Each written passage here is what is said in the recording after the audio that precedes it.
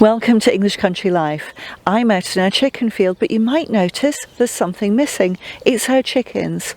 They're housed in a new structure behind us, which is a fully netted enclosure, and that's to be compliant with some rules which came into effect at 1 minute past midnight on the 29th of November 2021.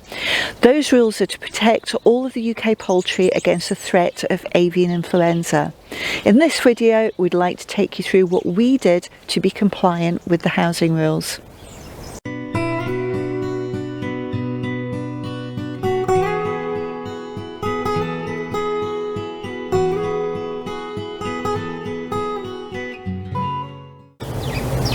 Welcome, my name's Fiona.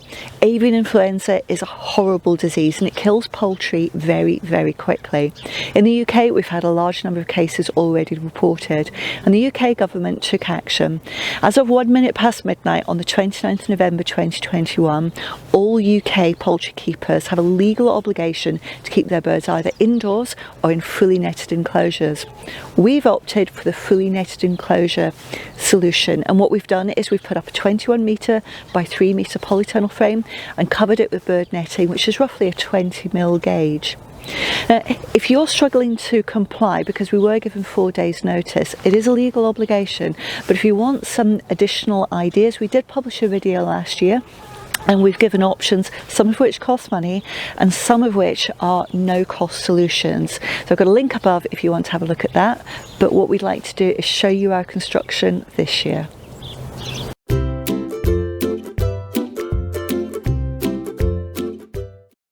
We like to be organised, so the first thing we needed to do was get all the parts laid out and make sure that we had everything we needed. Next step was to build the arches for the apex of the frame. We then laid out all of the parts which make up the base of the frame below the arches, so we've got everything in place ready to go.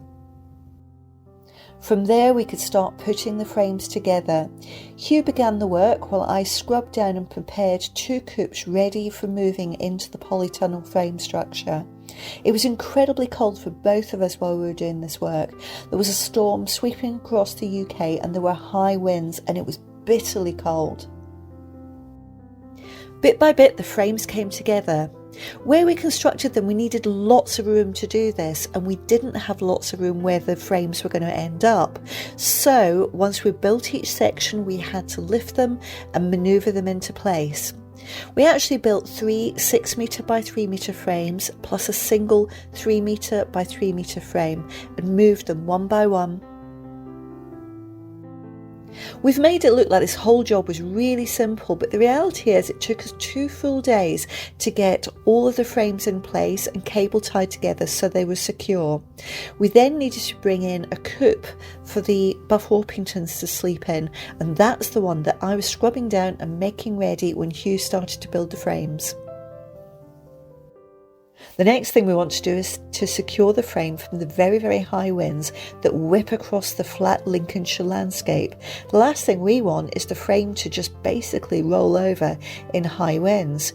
We use 2-foot long road pins, and all we have to do is hammer them into the ground until the hook rests on the base of the frame.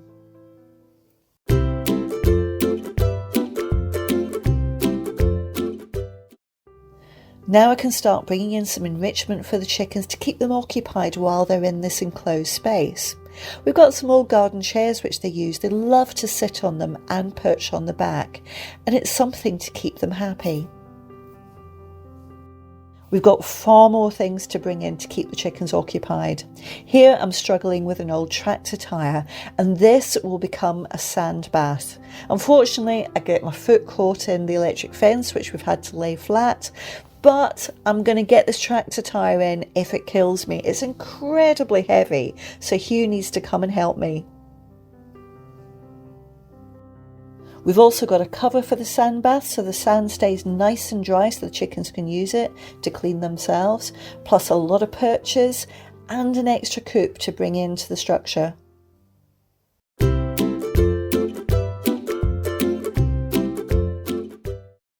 Once all the enrichment items were inside the structure, we could start netting it over.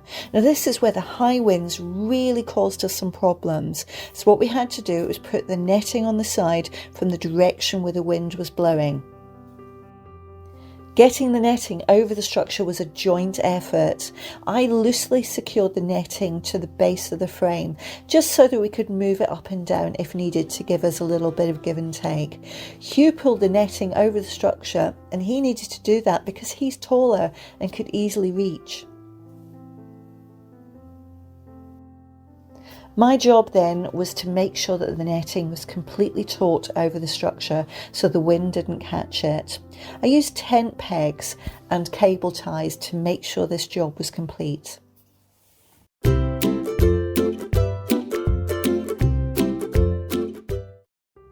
While I was doing that job, Hugh started to set up the electric fence around our structure.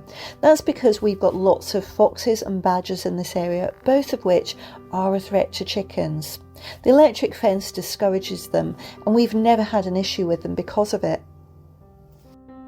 The wooden box that you can see holds the battery and the energizer for the electric fence, but by far the biggest and most laborious job is actually setting up the poultry mesh itself all the way around the frame. Although we do have a large battery in the wooden box, its charge will slowly deplete over time. So we have a charger in there, and that needs to be plugged into our mains outdoor socket. Unfortunately, that mains outdoor socket is quite a long way from the wooden box where we need it at the moment. So Hugh has to set up a very, very long extension cable to continue charging the battery. While all this is going on, my job is to add sand to the sand bath. I'm bringing over 20 kilo bags of sand, and unfortunately these bags are very, very wet, so they were far heavier than 20 kilos. It just took me a bit of time.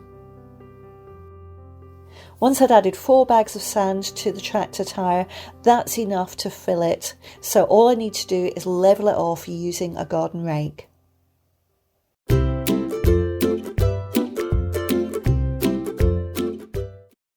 By this point we're ready to add the chickens, but we needed to wait until roosting time, and that's so that we can put the chickens straight into their coops where they're half asleep and it's less likely they're going to panic.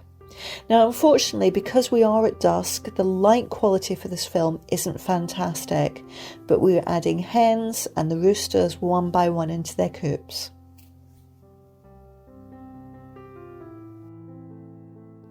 The next morning, as the chickens wake up, they're a little bit confused by what's going on. First out are our Welsh Summers and crested cream leg bars, and they quickly adapt to the new area. They just want to explore, but they're very, very curious breeds, these two, and we're really quite pleased with how they've settled so quickly. The Buff Orpingtons there are a little bit more reluctant to come out of their coop. They're a bit confused as to where they are, expecting to see the field when the door to the coop opens.